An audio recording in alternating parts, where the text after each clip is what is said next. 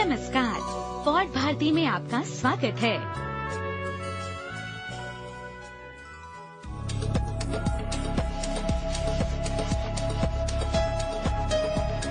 Pod Bharti के सभी सुनने वालों को हमारा सलाम, सत श्री अकाल और नमस्ते।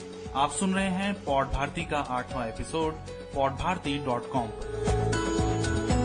पॉड भारती के इस अंक में हम सबसे पहले पेश करेंगे भ्रष्टाचार के खिलाफ जिहाद लड़ रहे कर्नाटक के एक वरिष्ठ आईएएस अधिकारी विजय कुमार की पत्नी की कथा, जिसने अपने पति का केवल साथ ही नहीं दिया बल्कि इससे एक कदम बढ़कर भ्रष्ट सफेदपोश गुंडों से उनकी जान की रक्षा के लिए इंटरनेट पर बनाया एक अनोखा दुर्ग। इस रपट के बाद सुने लोकप्रिय हिंदी चिट्ठाकार उन्मुक्त की प्रभावशाली आवाज में कैप्टन स्कॉट की डायरी से दक्षिणी ध्रुव के उनके रोमांचक और साहसिक अभियान का वृत्तांत, जिसकी कीमत उन्हें अपनी जान देकर चुकानी पड़ी।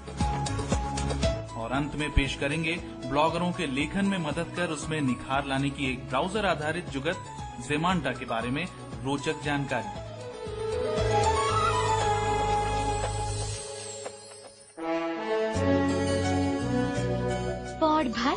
पॉड भारती, अपनी बोली अपनी बात।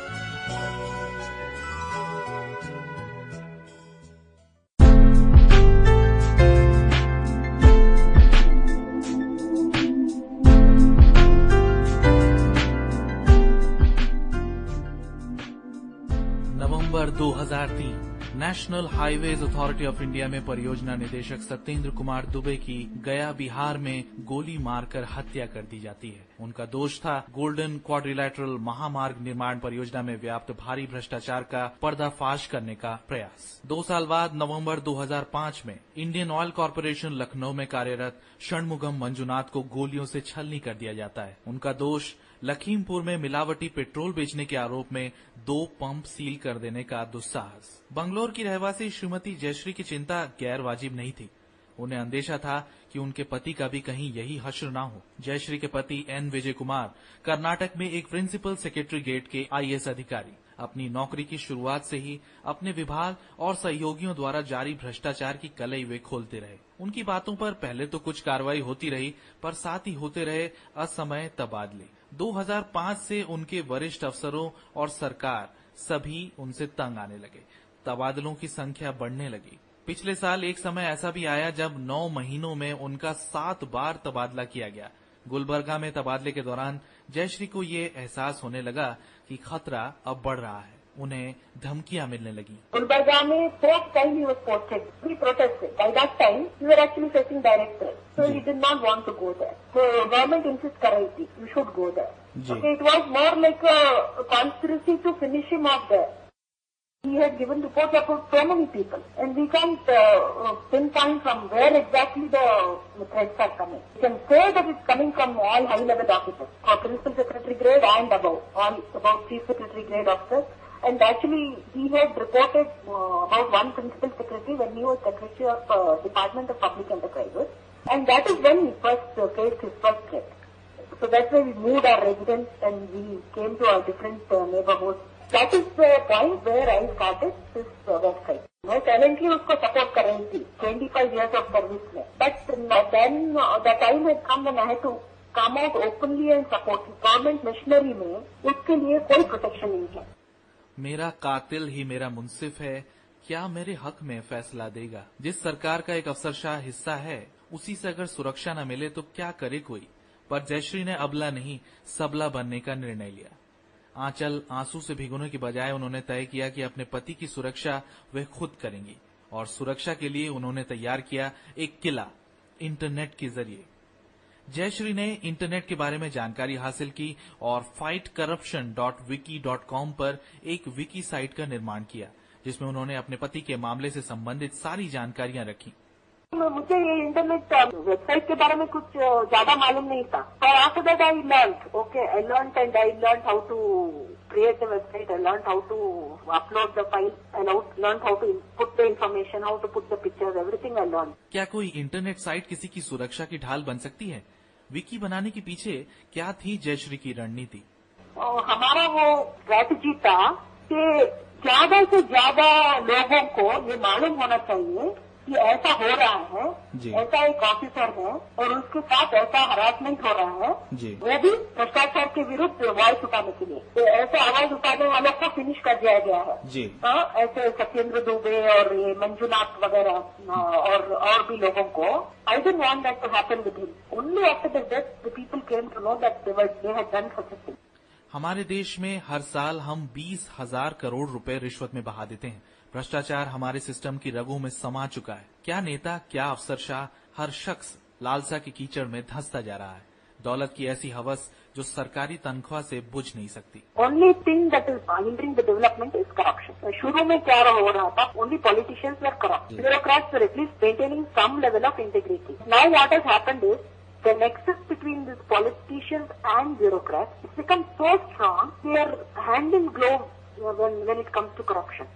Charity begins at home. Like that, corruption also begins at home. They want high life and they want all nice things for them and their children, and they want their children to study abroad. See, all this cannot be done with government salary. एक घर बनाने के लिए हमको HDFC में loan लेना पड़ा और हमने ये लोन भी इंस्टॉलमेंट हम अभी भी रीपे कर रहे हैं। How can they own 3 or 4 or 5 bungalows with the same salary that my husband is getting? So there are instances of IAS officers having properties in Singapore and Malaysia. One particular IAS officer in Karnataka, he has a tea estate in Malaysia. He has a 5-star hotel in Singapore. So can we afford all that in government salary? Jayashree की गुहार का अनिवासी भारतीयों और अनेक पीड़ित लोगों ने अनुमोदन किया।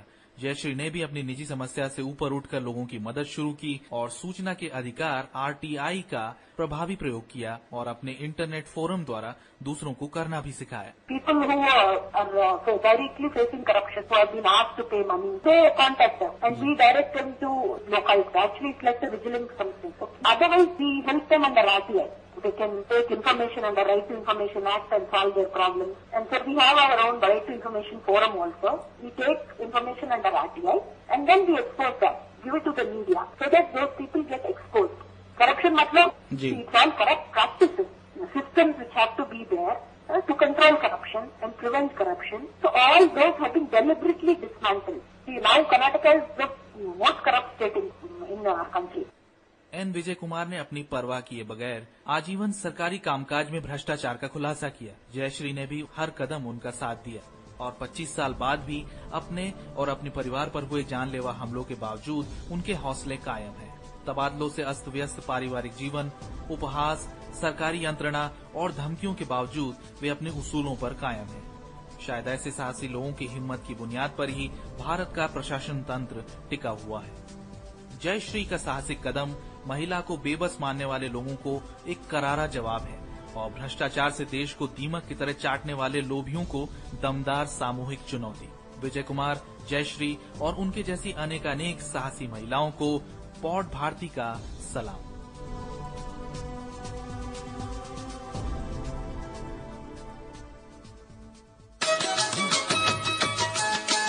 पॉड भारती। पॉड भारती।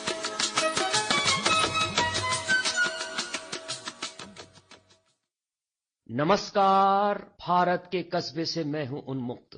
पिछली शताब्दी के शुरू में दक्षिणी ध्रुव पहुंचने की होड़ लगी थी और इस होड़ में इंग्लैंड के एक व्यक्ति कैप्टन रॉबर्ट फॉल्कन स्कॉट भी थे। स्कॉट ने अंटार्कटिक की यात्रा लंदन से 1 जून 1911 को टेरा नोवा नामक पानी के जहाज से शुरू की। वे इस यात्रा के दौरान अपनी डायरी लिखती रहे और यही डायरियां स्कॉट्स लास्ट एक्सपेडिशन के नाम से जानी जाती है क्योंकि वे इस एक्सपेडिशन में उनकी मृत्यु हो गई। ये डायरियां अंतर्जाल पर भी उपलब्ध हैं और इसको अलग अलग लोगों ने संपादित करके लिखा है। वास्तव में संपादित की गई पुस्तक कहीं बेहतर है और मैंने जिस पुस्तक को पढ़ा है उसे एक ऑस्ट्रेलियन फ्रैंक देबनहाम नामक व्यक्ति ने संपादित किया है। उस समय एक नॉर्वे के सज्जन भी थे, रोयाल्ड एम्स्टरसेन। वे भी अंटार्कटिक जा रहे थे और स्कॉट को यह मालूम था, पर वो अक्सर कहते थे, मुझे इसकी चिंता नहीं कि दक्षिणी ध्रुव पर कौन पहले पहुंचता है, क्योंकि मेरा काम विज्ञान अनुसंधान को आगे बढ़ाना है। पर यह सच नहीं था। सबको मालूम था कि दक्षिणी ध्रुव पर जो पहुंचेगा इतिहास में वो अमर हो जाएगा। स्कॉट इस बात से प्रभावित तो थे पर चिंता नहीं करते थे क्योंकि उन्हें पूरा विश्वास था कि वे ही पहुंचेंगे। 6 जून 1911 स्कॉट का जन्मदिन। एक पार्टी उनके दोस्तों ने ऑर्गेनाइज की और उस दिन अपनी डायरी में स्कॉट ने लिखा, my birthday, a fact I might have forgotten but my kind people did not. ये खुशी बहुत जल्दी टूट गई। स्कॉट 16 जनवरी 1912 को दक्षिणी ध्रुव पर पहुंचे। उन्होंने देखा कि वहां पर नॉर्वे का झंडा फहरा रहा है। रोनाल्ड 1 महीना पहले ही पहुंच गए थे। इसका उन्हें दुख भी लगा, निराशा भी हुई। उन्होंने अपनी डायरी में लिखा, this is awful place, terrible enough for us to have labour it without reward of priority. और वे वापस चल दिए। लौटते समय 7 लोगों की मृत्यु हो गई। स्कॉट और उनके 4 साथियों की लाश टेंट में मिली। सच पूछिए तो इस डायरी में सबसे प्रसिद्ध उद्धरण ओट्स के कुछ शब्द हैं। वे नहीं चाहते थे कि उनके मित्र उनके बारे में कोई चिंता करें। वे एक दिन टेंट से बाहर चले गए और टेंट से बाहर जाते समय उन्होंने कहा, I am just going outside, I may be away for some time. वे कभी वापस लौट के नहीं आए। वे बाहर जाकर उन्होंने मृत्यु का वर्ण कर लिया। स्कॉट दक्षिणी ध्रुव में पहले नहीं पहुंच पाए, इसके कई कारण थे, पर सबसे मुख्य कारण था स्कॉट अपने साथ कुत्ते तो ले गए थे, पर सामान उस पे उन्होंने नहीं ढोया। सामान ढोने के लिए वो मोटर स्लेज और साइबेरिया के टट्टू ले गए थे। टट्टू साइबेरिया के तो जरूर थे, पर वो दक्षिणी ध्रुव की ठंडक को नहीं झेल पाए। स्लेजेस में बहुत जल्दी खराबी आ जाती थी और उनको बनाना भी बहुत मुश्किल था। रोनाल्ड अपने साथ कुत्ते ले गए थे, जिनके कारण उन्हें बहुत सहूलियत रही। स्कॉट पहले दक्षिणी ध्रुव नहीं पहुंच पाए, फिर भी उनका नाम अमर हो गया। इसका श्रेय उनकी डायरियों को जाता है, जिसमें उन्होंने इस यात्रा, इसकी कठिनाइयां, अपने तथा साथियों के जीवन के अंतिम क्षणों को लिखा है। ये सब इस पुस्तक में जीवंत हो उठा है। उनकी डायरियों में आखिरी बार 29 मार्च 1913 को लिखा गया है। इसमें लिखा है, we shall stick it out to the end. Of course the end cannot be far, it seems pity, but I do not think I can write anymore. For God's sake, look after my people. उनकी diary में इसके बाद कुछ लोगों को पत्र और सार्वजनिक सूचना है। स्कॉट की डायरी उनके अदम्य साहस, रोमांच की दास्तान है। इन डायरियों ने ही उसे अमर कर दिया।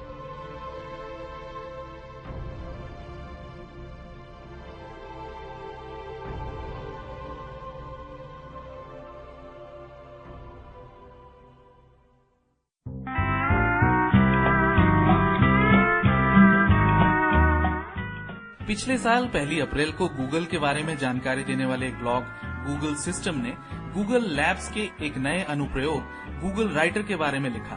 ये बड़े ही काम का एप्लीकेशन था। दिन शुरू होते ही बस आप अपने ब्लॉग पर एक छोटी सी नई पोस्ट लिखते और ये चमत्कारी अनुप्रयोग उसी के आधार पर न केवल आपको संबंधित विषयों और ताजा तरीन खबरों का सुझाव देता, बल्कि आपके लिए प्रविष्टि का शीर्षक और पोस्ट के साथ लगाए जा सकने वाले उचित इमेजेस भी बताता। ये न केवल आपके पोस्ट की व्याकरण की अशुद्धियां ठीक कर देता, बल्कि आपकी लेखन शैली, पसंदीदा लेखक और ब्लॉग्स का पता लगाकर आपकी पोस्ट को पूरा भी कर देता। जाहिर तौर पर यह पोस्ट बस अप्रैल फूल बनाने के लिए लिखी थी। गूगल राइटर महज एक ख्याली एप्लीकेशन था, पर स्लोवेनिया से जन्मी और लंदन में वेंचर फंडिंग द्वारा पोषित एक नई यूरोपीय स्टार्टअप जेमांटा ने इस मजाक को काफी हद तक हकीकत में बदल डाला है। जेमांटा ने 27 मार्च 2008 को अपने ब्राउजर आधारित सिमेंटिक एनालिसिस इंजन का अल्फा संस्करण जारी किया है। यह पोस्ट लिखते समय प्रासंगिक कड़ियां, चित्र, सामग्री और टैग सुझाता है, जिससे पोस्ट लिखना बच्चों का खेल बन जाए। ये लेख 300 से ज्यादा स्रोतों से लाकर दिखाए जाते हैं। सुझाए हुए चित्र विकिमीडिया कॉमन्स, फ्लिकर, शटरस्टॉक और फोटोलिया जैसे माध्यम से ले जाते हैं। फिलहाल ये केवल अंग्रेजी चिट्ठों के ही काम का है और केवल फायरफॉक्स पर ही चलता है, पर ये 3 लोकप्रिय ब्लॉगिंग प्लेटफॉर्म ब्लॉगर, वर्डप्रेस और टाइपपैड के लिए फिलहाल उपलब्ध है। जेमांटा का प्रयोग करने के लिए आपको बस इसका फायरफॉक्स एक्सटेंशन डाउनलोड करके अपने ब्राउजर पर स्थापित करना होगा, यानी किसी प्लगइन या विजेट को लगाने की जरूरत नहीं। इसके बाद जैसे ही आप ब्लॉगर या वर्डप्रेस के नए पोस्ट लिखने के स्क्रीन पर पहुंचकर लिखना शुरू करेंगे, साइड बार पर जेमांटा अब तक लिखे मसौदे के आधार पर आपको प्रासंगिक चित्र और कड़ियां दिखाता रहेगा, जिनका आप पोस्ट में केवल एक क्लिक कर प्रयोग कर पाएंगे। जेमांटा खुद ही आवश्यक HTML भी बना देता है और तो और जेमांटा आपको प्रासंगिक टैग का भी सुझाव देता है। मुझे तो ये फीचर बड़ा पसंद आया, क्योंकि हम अक्सर एक ही टैग अलग अलग पोस्ट में अलग अलग तरीके से लिख जाते हैं। जेमांटा के सुझाए सटीक टैग से ये दिक्कत भी दूर हो जाती है। अगर आप चाहें तो ये मसौदे में मौजूद शब्दों और वाक्यांशों यानी फ्रेजेस को कड़ियों यानी हाइपरलिंक्स में बदल सकता है। कड़ियों को हटाना भी बड़ा आसान है। जांच के लिए मैंने कुछ पुरानी पोस्ट के साथ प्रयोग किया और नतीजे खासतौर पर टैग सजेशन बेहद अच्छे लगे। दिक्कत बस पोस्ट में मौजूद शब्दों को प्रासंगिक हाइपरलिंक में बदलने के फीचर में लगी, क्योंकि ये कड़ियां पोस्ट से काफी जुदा होती हैं और पाठक को भ्रमित कर सकती हैं। कहना न होगा कि कुछ काम ऐसे तो हैं जिन्हें मनुष्य खुद ही करे तो बेहतर होता है। एक बेहतरीन बात यह कि सारी सुझाई सामग्री आप कॉपीराइट के बारे में फिक्र किए बगैर प्रयोग कर सकते हैं। जहां जरूरी हो, ज़ेमांटा आपको एट्रीब्यूशन लिंक के साथ HTML बना के देता है। एक ब्लॉगर के रूप में आपको लग सकता है कि रिलेटेड लिंक्स दिखाने से कहीं आपके पाठक आपका ब्लॉग छोड़कर दूसरी साइटों की ओर पलायन तो नहीं कर जाएंगे, पर यह अंदेशा शायद पूरी तरह सही नहीं है। अंतर्जाल तो है ही हाइपरलिंक आधारित। सटीक और प्रासंगिक कड़ियां दिखाने से गूगल के सटीक विज्ञापन दिखने के अवसर बढ़ेंगे और आपके पाठक भी आपके ब्लॉग पर लौटेंगे, क्योंकि प्रासंगिक कड़ियों से उन्हें अधिक जानकारी मिल जाती है। पोस्ट के साथ चित्र पाठक का ध्यान आकर्षण करते हैं और इनका प्रयोग करना भी आसान है। न अपलोड करने का झंझट, न चित्र का ऑल टेक्स्ट, साइज इत्यादि सेट करने की माथापच्ची। अगर आप धीमे इंटरनेट कनेक्शन पर हैं तो लंबे समय तक लोडिंग का संदेश देखने के लिए तैयार रहिए।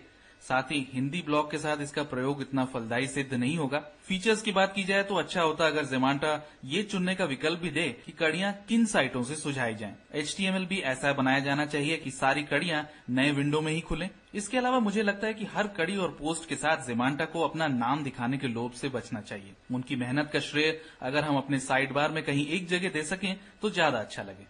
मुझे ये भी अंदेशा है कि ज़ेमांटा की मदद से लिखी पोस्ट में चित्र क्या हमेशा उपलब्ध रहेंगे। ज़ेमांटा सिमेंटिक एनालिसिस पर काम करता है, यानी वाक्यों और शब्दों को भाषाई और सांस्कृतिक संदर्भ से परे रखकर केवल उसके निहितार्थ आधारित विश्लेषण। देखा जाए तो ये सुविधा कुछ समय पूर्व जारी याहू शॉर्टकट्स जैसी ही है। फर्क सिर्फ इतना है कि याहू शॉर्टकट्स केवल फ्लिकर और याहू सेवाओं में ही खोजकर कड़ियां और सामग्री सुझाता है, जबकि ज़ेमांटा का विस्तार अधिक व्यापक है। ज़ेमांटा के निवेशकों की दृष्टि से देखा जाए तो इस अनुप्रयोग से कमाई के जरिए भी बेजोड़ हैं। सुझाव के रूप में दिखाई जा रही कड़ियों और चित्रों में पेड लिंक्स डालना बेहद आसान होगा। कुल मिलाकर ज़ेमांटा ब्लॉगरों के लिए काफी काम की जुगत है और अगर आप अंग्रेजी में लिख रहे हैं तो अपनी चिट्ठाकारी में निखार लाने के लिए ये काफी कारगर सिद्ध हो सकता है। आजमा कर तो देखें। ज़ेमांटा का फायरफॉक्स एक्सटेंशन ज़ेमांटा यानी ZEMANTA.com पर डाउनलोड के लिए उपलब्ध है।